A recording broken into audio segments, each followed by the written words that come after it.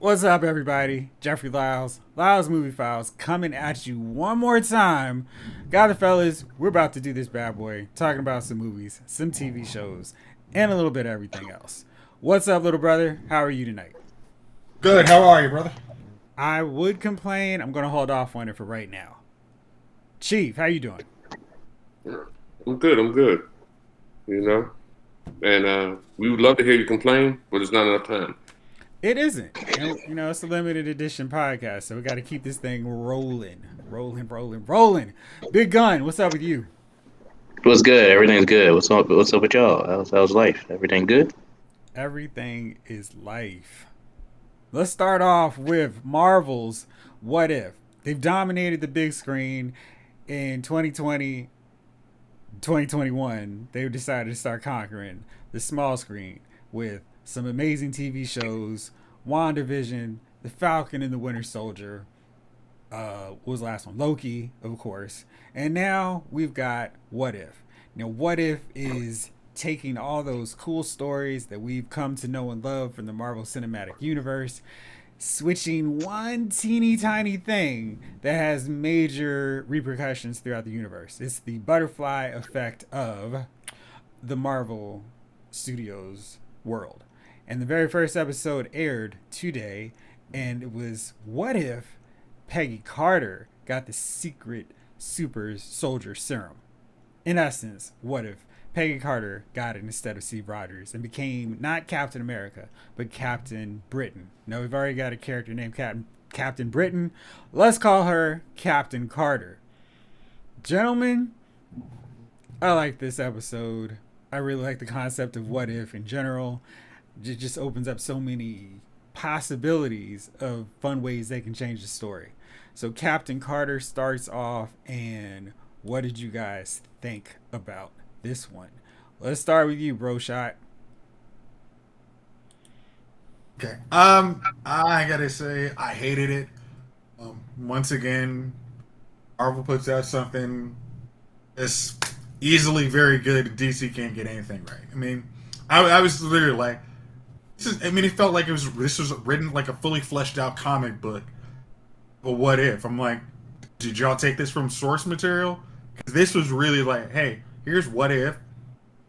Peggy Carter. It's like, oh, you had Steve Rogers, you had the Iron Man suit invented by Howard Stark because he's now got Tesseract energy, and like he said, I think it was in Iron Man 2. He's like, I'm limited by the technology I have, so I couldn't come up with some of this stuff. He gets the Tesseract, he makes an Iron Man suit 40 years in advance before his son even does. So it's like, wow. And then, I mean, you bring in random like super hive.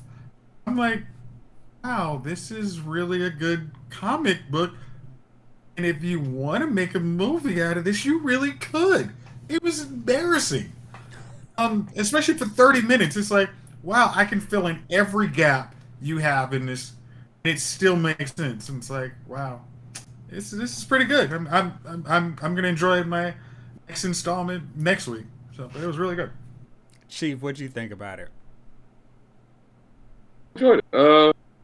It was damn good, damn decent. I've always enjoyed the What If comics from way back, so I figured that I would like this. And once again, Marvel pulls it off. I mean, this is what they do at this point. They're clutch. You know. just count it. It is money. Gunner, what did you think about it?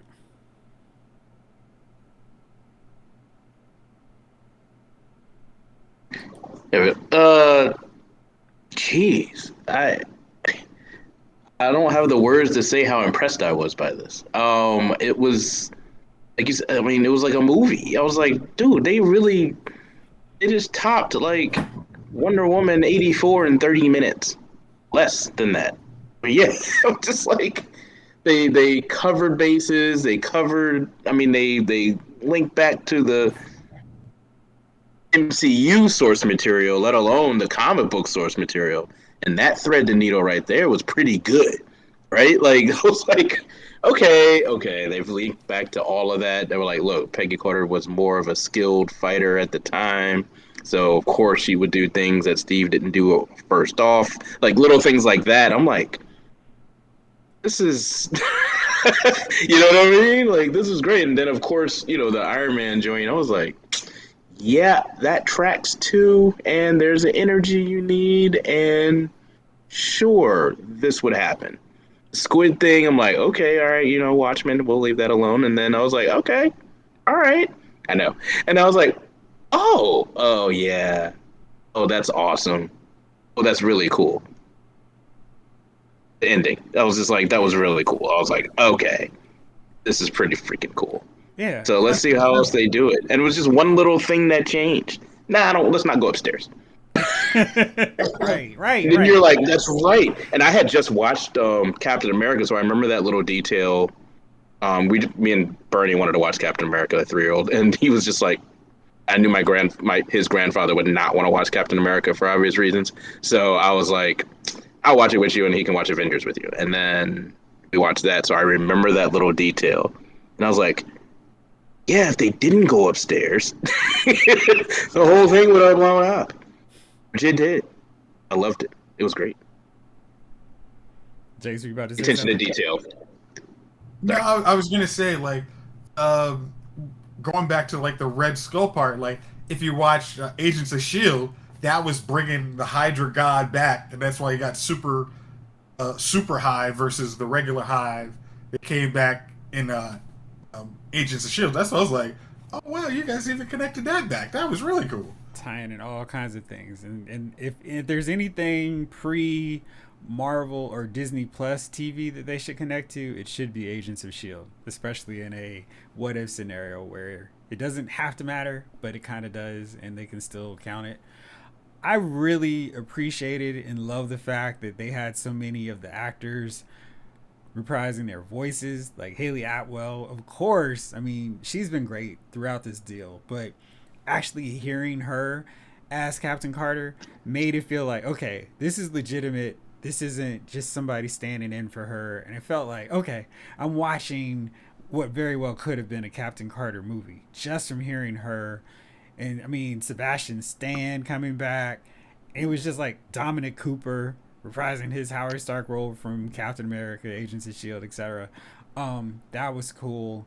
We had even Toby Jones, even just like that 2 second lines from his cameo on it. It was like, man, you guys weren't messing around. Even the bit players who had significant roles in the show actually or in the movies came back just to do a couple lines of dialogue, which I thought was really like, man, Marvel has some super goodwill with their cast because they're like, sure, I'll come in for this. Money. So That's what does it. I'm sure the money helps too. It's like, oh, you're paying me, but I mean, you know how easy it would have been to be like, my schedule's booked. But they're like, yeah, I'll do this, no problem. And I thought that the guy they had, reprising or playing Steve Rogers sounded close enough to Chris Evans before he, became Captain America, that it was cool. And Cap wasn't a major part of the thing in the sense that we needed to have super strong, super soldier version of Chris Evans talking. So that wasn't too bad either. I loved how we had Samuel Jackson in the end, soldier, you right? I mean, it's just like, yeah, had a date or had a dance. And I was really curious then, like, man, what happens next with Captain Carter? And I almost wanted to see like the next episode pick up with how would it look like with Captain Carter with the Avengers, and would there be any difference, or would it just be kind of like same old deal because Peggy knew Howard just like Steve did? So maybe that's one that's just best left up to my imagination, but I thought it was really cool. Jeff, Jeremy Renner was actually there too. Yeah, that's right. He was there as well. And I didn't want to spoil anything, but that's not his only role. Next week we have T'Challa as Star-Lord. Disney was kind enough to send me the first 3 episodes. They're really good. I think Captain Carter is, of the 3, my least favorite simply because everything made sense. Like, it was a linear path of how things would be if Peggy and not Steve took over. But T'Challa's Star-Lord really explores how different it would be with T'Challa being abducted by the Ravagers as opposed to Peter Quill.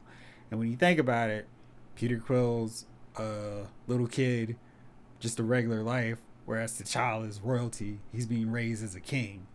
So even if they're taken at the same age, T'Challa has a much different lifestyle than regular Pete.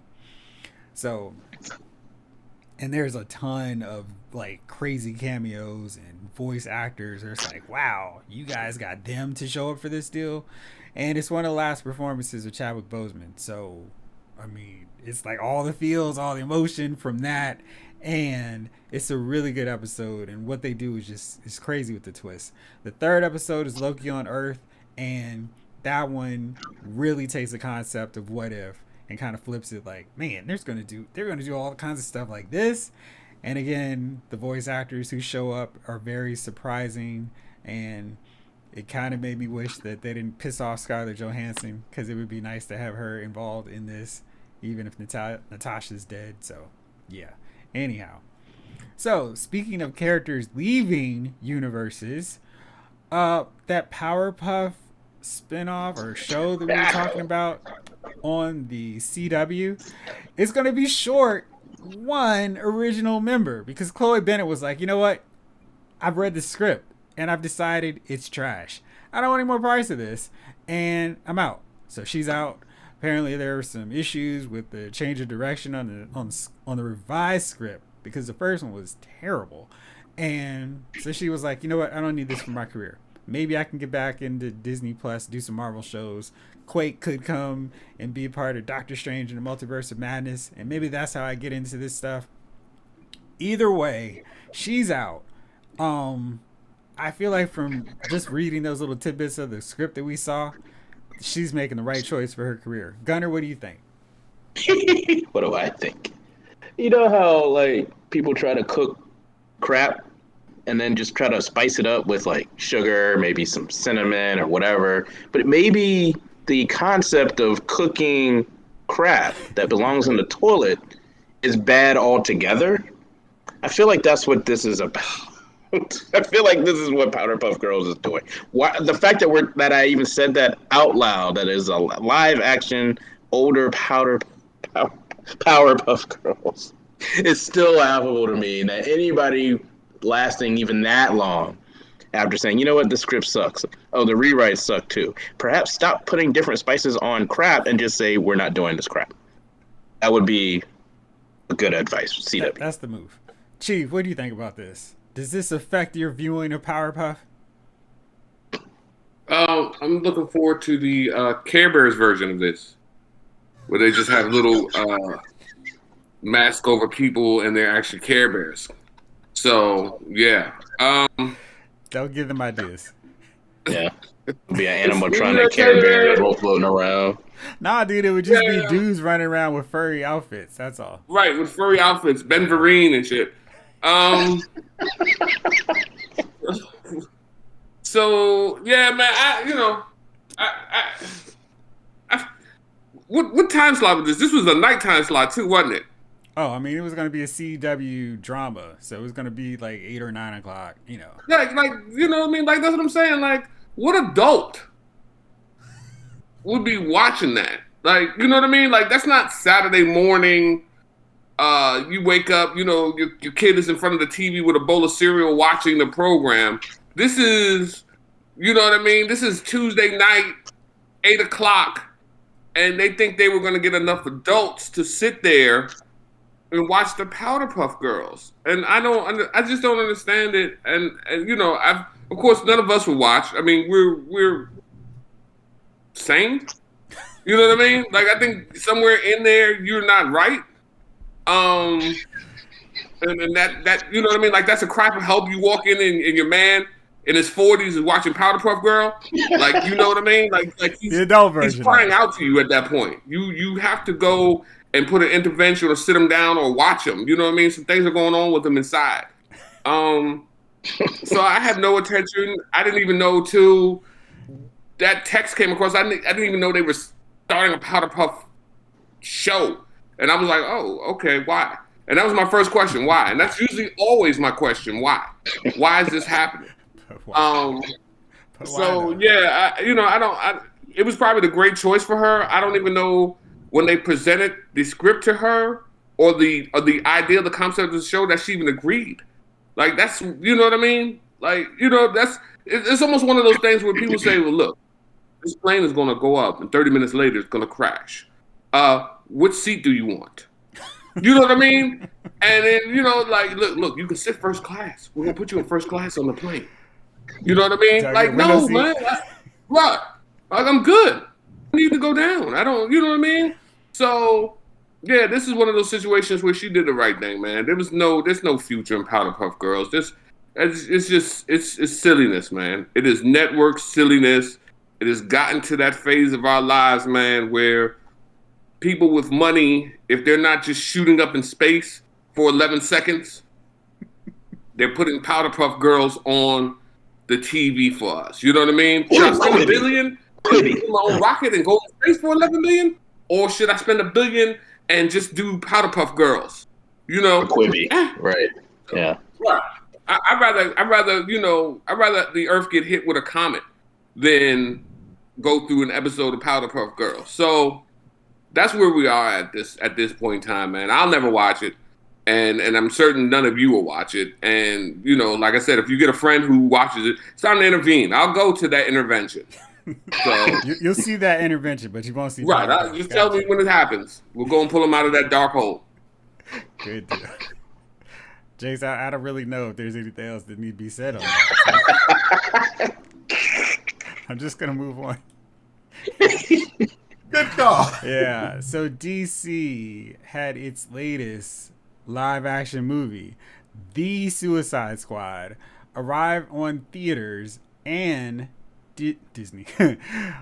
HBO Max. I was trying to figure out what the heck their streaming service was, but it's gonna change again. Suicide Squad. Yeah, Discovery Plus. Yeah, whatever.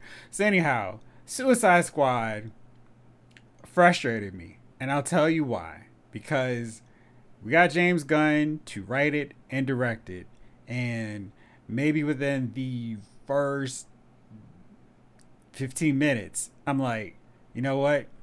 They understand what's going on. James Gunn understands the concept of the Suicide Squad. And oh, look, he's doing a really good Suicide Squad movie. And that continued throughout the film. Characters are getting killed in crazy ways. The characters were having hilarious interactions with each other.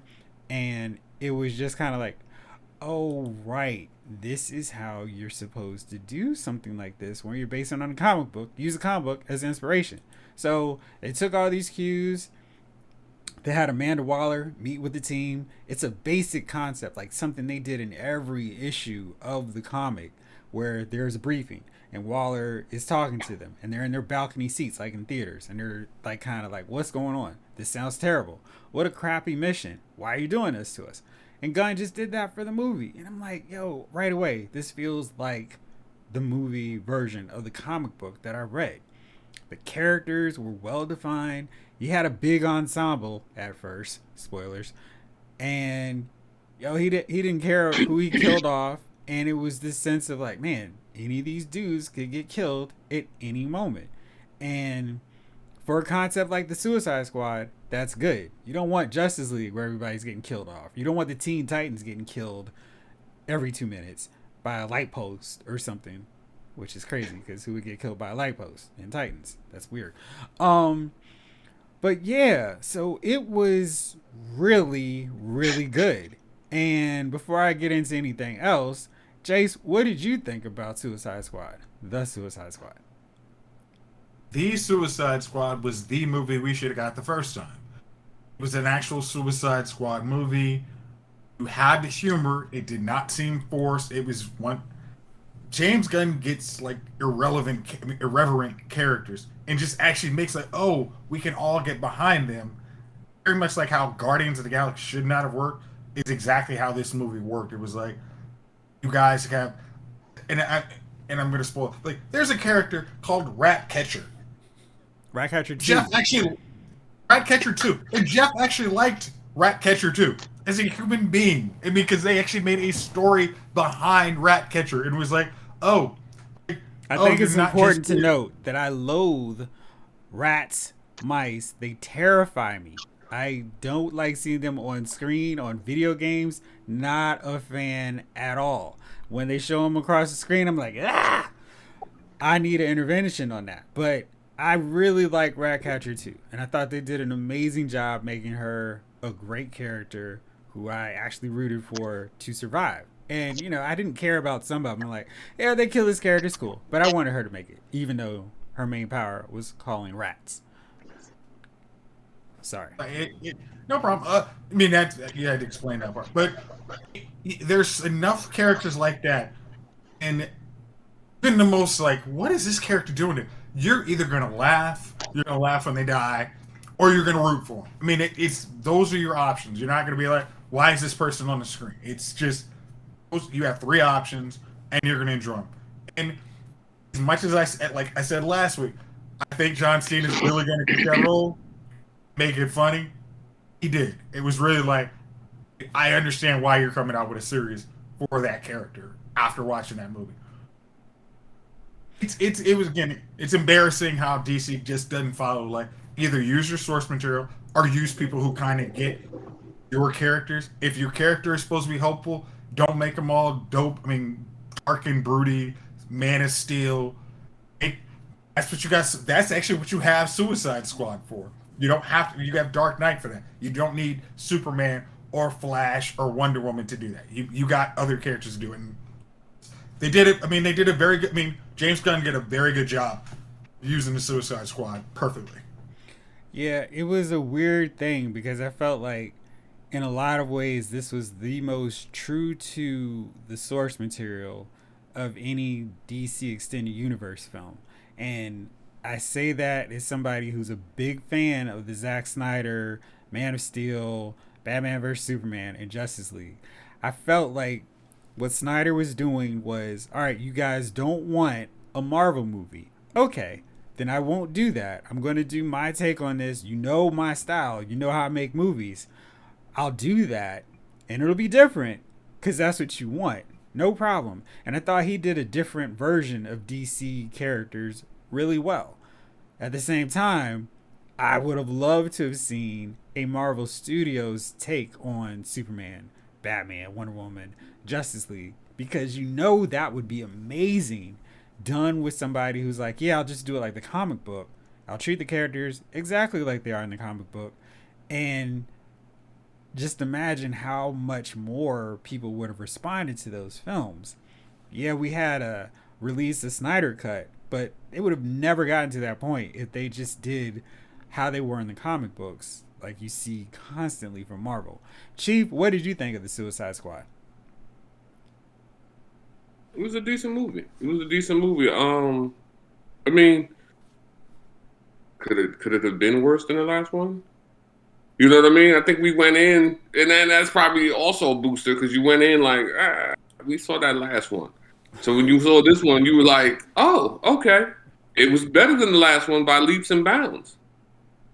Funny side note, though. I saw, John Cena's in the movie. I saw Fast and Furious 9. I wonder, did he go back from Fast and Furious 9 to the Suicide Squad and was like, yo, Tyrese got this part in the movie where he takes his gun and he shoots everybody in a circle. You should put that in somehow. And then they gave it to Harley. Because it reminded me of the same, like, as soon as I saw it, I was like, I've just seen this recently. I was like, yo, I just saw it from Fast and Furious. And then I was like, oh, this dude's in this movie too. I was like, yeah, he probably went back and was like, yo, or, Well, F9 came out, like, it was supposed to come out, last summer? So I think this was more or less the time for the Suicide Squad. I don't think it was impacted by COVID in terms of delays. But yeah, so he was like, yo, Tyrese got this money scene. Let's do it for Harley. Yep. So, but it was decent. I enjoyed it, man. The first time I fell asleep on it, but that was just due to my tiredness. And then the second time, I was able to watch it, and I was like, okay. It was funny. People were dying, and, I didn't expect, I wasn't expecting that many deaths. I was just like, oh.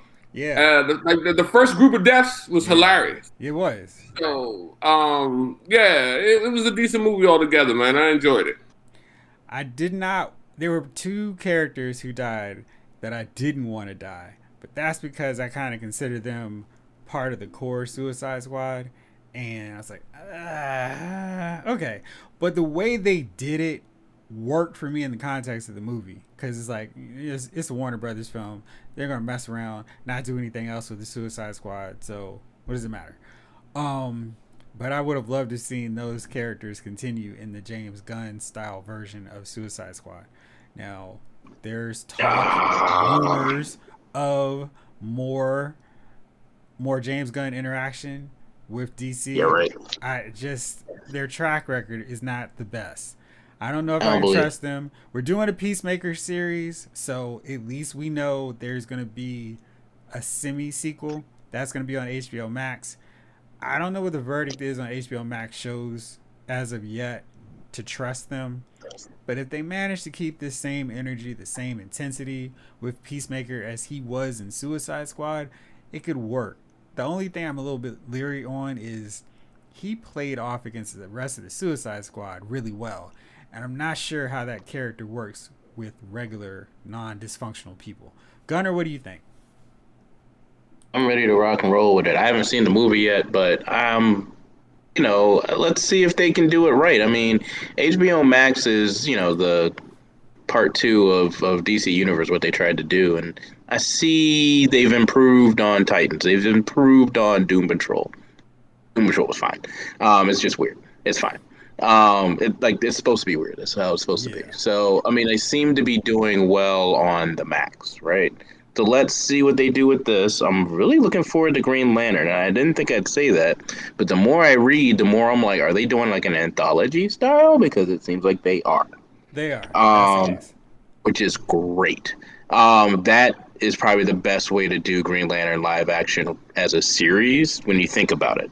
That takes care of continuity issues with the caped one and the core, right? Like, you know what I mean? Like, it makes it You make talking sense. about Alan Scott and the rest of them? Alan Scott, yes. I feel like they have not done anything, so it's wide open. Like they could have done that. Like he was never really connected to the Green Lanterns in general in the comic books, in terms of the Space Force. I think they could have just done like a space cop show with Green Lanterns and Sure. not even have Alan Scott in there. Um, Stargirl is rolling, and Mhm. I think his daughters showed up in this first, the season premiere, and I think they could have worked him in there Mhm. easier than trying to fit a character who doesn't belong with the Green Lantern Corps. Right.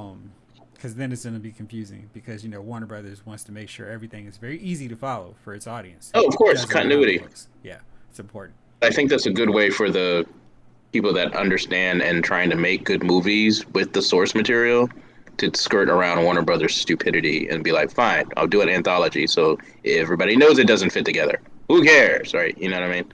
So I think and it's unfortunate. I really think that's the move because Warner Brothers doesn't know what the hell they're doing. They're like, oh wait, no, we see you're doing with the source material. I think the only reason the Suicide Squad, is doing well, with us fans, is because the first one sucked terribly. No, no real, the source material was there, but it wasn't. You know what I mean? It was very X-Men in that way, and I was like, yeah, none of this works. So I'm thinking a real Suicide Squad movie was just like, yeah, let's do it. This is probably doing well. So Suicide Squad, the first one, the David Ayer version, I thought had character interaction down really well. I thought the cast was good. They played off each other well. I liked seeing them against each other. It was Yeah, just simply the build up to the villain. And the villain that sucked. plot. It was like, oh gosh, they're fighting raisin heads and a belly dancer. That's not good.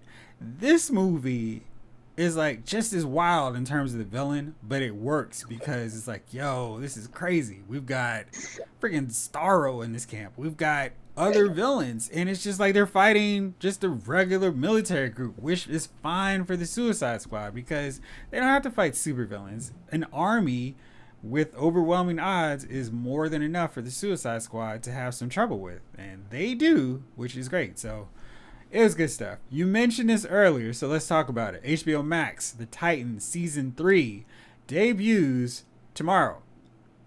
What are your thoughts on this? Are you guys excited? Looking forward to seeing the arrival of Commissioner Barbara Gordon and Jason Todd becoming the Red Hood. Jace. I am cautiously optimistic. Honestly, because of actually watching the season premiere last night of Stargirl. I'm like, okay, maybe you at least can figure out how to make your TV shows correctly now. Like, the last three new TV shows have actually been good. Like, Superman and Lois, Stargirl, and Titans has now found its way. Like, after that really way too dark season one, it kind of, okay, we need to get it up here. Season 1 was super dark. It's like I've watched like a fraction of it I mean, like, on I think it was on TNT. I was like, gosh, this was really dark. I mean, it was like your first episode where Dick Grayson bakes out F. Bruce Batman. It was like, oh, whoa, what are we doing here? It was like, did y'all really need to go dark because there just wasn't enough cool teen superhero shows? It was like, whatever. But I think they can just do. I'm as I said, I'm always worried about how you're going to introduce Red Hood without the Lazarus Pit, without Joker. And I did see on the preview, you do see somebody beating the hell out of Jason Todd, so it's probably Joker. So maybe it was one of those carnival clowns that actually killed Donna. you see me glaring at you. You see me glaring at you. I hated that. Now I mean, it's like that was a season. No. Yeah, that was the season finale. I needed them to do a little bit better. Chief, what's your excitement level for Titans? Oh, you know what? I don't even remember what happened at the end of the last Titan. Donna got killed by a light post, and Red Hood or Jason looked on. He didn't come back with the rest of the team, and Dick became Nightwing, essentially. And oh yeah, Changeling, Beast Boy may be killing people. It's been like a year, right? It's been a minute. It's probably been a little bit longer. So the longer I'm out of something, the less excited I am for it. And Titans, you just told me the ending, and I'm like, do I remember that? And I'm like, no, I don't remember that. So my excitement level right now on a scale of 1 to 10, with 1 being the lowest, is a 0. Oh man. So I'm just not, listen. And I may see an episode, or I might see something on TV that flashes, but I haven't seen. I mean, I guess you guys have had. I haven't seen a preview. I have no excitement for. I didn't even think they were coming back with it once they canceled the DC universe. You know what I mean? Like, I knew Stargirl was coming back because they were doing it on CW at the same time, type thing. Mm-hmm. So it was one of those things. For example, perfect example: Daredevil. Last ever year, Daredevil on Netflix. I watched the first 2 seasons. The 3rd season, they said they were going to cancel it. I didn't even watch the 3rd season. Like, I keep telling you are cheating yourself. Like, why am I vested in something? You're telling me that. It's good. Right. So, I mean, if there's no... And so, with this here, I didn't think there was any future in it, so I don't even know if I even registered the comeback. Like, you know what I mean? So, don't call it a comeback. I'm not excited. I may see something, or you guys might come and be like, oh, that was awesome. And I'm like, oh, let me see what's going on. But then I'd have to go back, like, an episode or 2 of the season, the first season, to refresh my memory, because I don't remember anything. Yo, you can really just start with the 2nd episode of season 2. I think if you've forgotten it, just use season 2 as the start of the series, and you can fill in character gaps and anything that you miss from season 2. I don't think Superboy was in it, right? Huh? Superboy was in it, right? Connor now, 2. Yeah. Like, there's not a lot that you're missing from skipping season 1. It was a little bit too far into the how dark can we get this, and it didn't. I mean, it was. I was watching it because I felt like it was going to get better, and it did, but I wouldn't necessarily feel the need to go back. And it's on HBO Max, so you can watch it all. He's going to transfer into like 2 animals, a tiger and something else, right? That's all he does, right? He's supposed to transform into a zoo, and they had him transform into a lion. I hope they do a little bit more. Yeah. I need a lot more, actually, because that was part of his fun. Like, look at your excitement level. Look at Gravin's face. No, man. I mean, that was. I'm excited. It was just that one. Yeah, the fact I was like, is he gonna change anything else? Not at all. Right, because it was this thing of like, all right, here's something he could easily turn into a snake or a fly, and nothing. And it's like, Nope. I feel like Tired. making him a fly would be a lot earlier or easier than making him a lion every other time. Like, he could be an eagle, you know, it's just Or an something. elephant. I mean, Something. the elephant's a little bit bigger to CGI. I get that. Yeah, but he used to do that when he had to fight like big ass joints, man. Like he was like, all right, elephant time. Well, Like he had the options. It's like right now, it's like I don't know how to do anything. I'm just going to be the lion. It's just the I mean, it's like Amy lion. he's learning his powers. Ridiculous. I thought that's why like he went to Cadmus. I think the problem is like at the end of season 2, Superboy and him were basically in a park killing people. Psycho It's like how are we? killers. It's like how are we gonna rehab those two? Like you got Superboy killing folk and a lion, which at least he could say he never changes into a lion again. We saw the dude with the super shirt on. He's probably a killer, so we probably should be wary of him. You can get that Superman shirt at the local Target. All right, so Nope. Apparently at the vendor. right. It was a street vendor, if you recall. Yeah, right. So, real fast, Warner Brothers is deciding now, after Suicide Squad failed to make $1 billion its opening weekend, to reduce the theatrical window and dump the day in, day out release of theatrical in Warner or HBO Max starting next year. So, in 2022, their films are going to open in theaters for 45 days. And then after that, they'll go to other modes of operation. HBO Max, video on demand.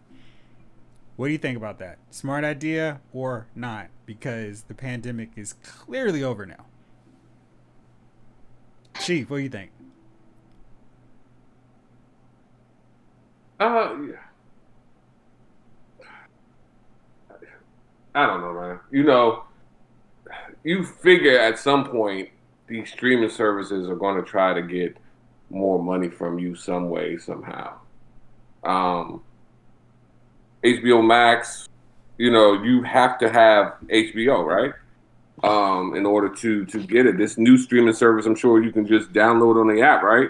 And just pay for the movies as you go along. Is that how it's supposed to work? No. What are you talking about? AMC is HBO just, Max? you got to No. go to the theaters. It's what they're going to do is the normal old school way, but before it was 90 days, now it's just going to be 45 days. So it's a month and a half, basically. Okay, so a month and a half. I guess. I mean, again, it's you're gonna look. How many stuff are you paying for now? Are you gonna, you know what I mean? It's just, to me, it's you're gonna pay. You're just paying quicker. No 90-day wait. Now you pay them every 45 days for the movie you want to see if you're gonna go see it. I mean, other than I think I went to the movies once this summer. The one when we rented out the movie theater when we all went, and then another time I went to see Demon Slayer, the Musen Train movie. But I knew that was going to be virtually empty in there.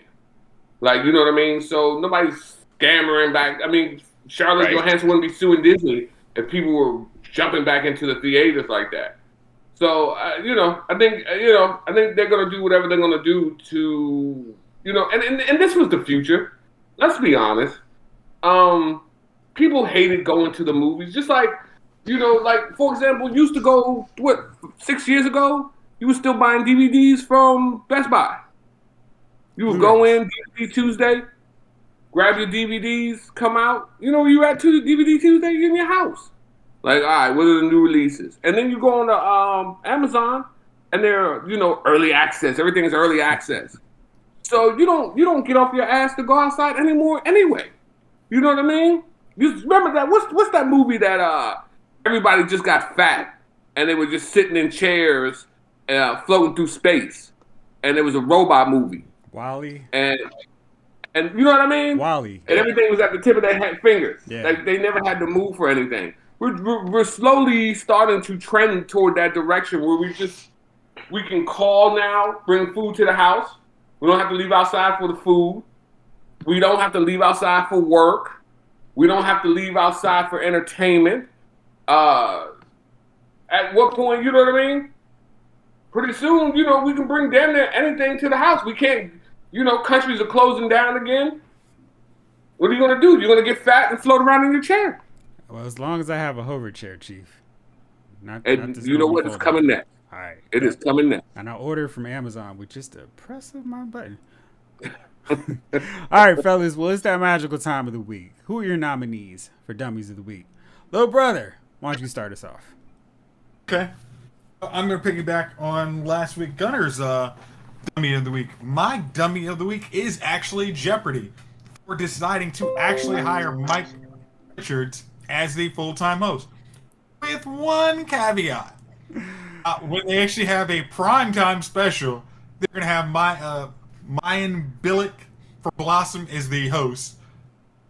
Kind of cover up, like, hey, you know, this guy may have some sexual harassment. He may have some issues. Little bit of employment discrimination suits on him. No problem. Man. We'll just not make him the full-time host. Full-time.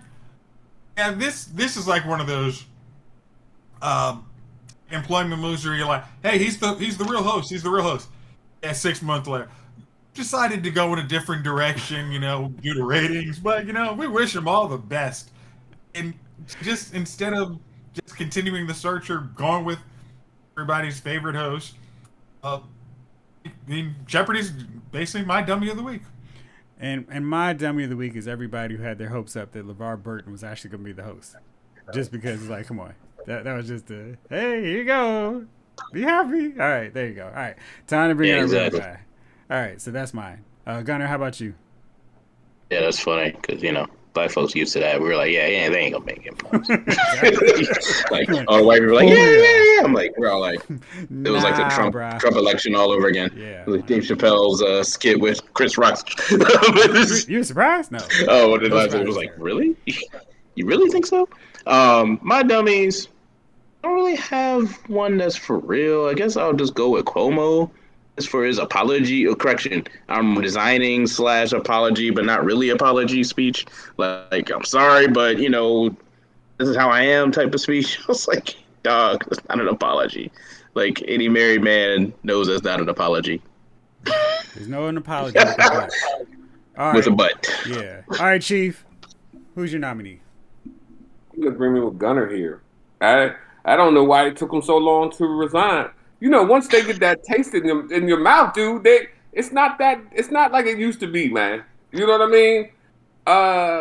Dude, we all knew eventually you have to. If I knew it from my couch, you had to know you had to resign from you know what I mean, from your position at some point. I don't know when he was hanging on to the end of the summer. You know what I mean? I'm like, dude, what are you doing out here? You gotta go, dude. You know you gotta go. Those summer benefits There's no kicked way. in. Those summer benefits kicked in. It must have been, man. He must have been waiting for that summer heat to end so he didn't have to carry the boxes out the right. The governor's He didn't want his people having to move in 100-degree temperatures. You know what I mean? Like, dude, and then you know what's funny, man? I don't understand. Why do you think you're gonna get away with it in this climate? You know what I mean? Like, there was a time where you could feasibly think you were gonna get away with it. Like, I can do these things. Like, now, dude, you definitely can't do those things. I don't, you know, it's just weird to me, man, just to see like a dude like get your hands off of women, man. You know what I mean? Like, stop touching people. Period.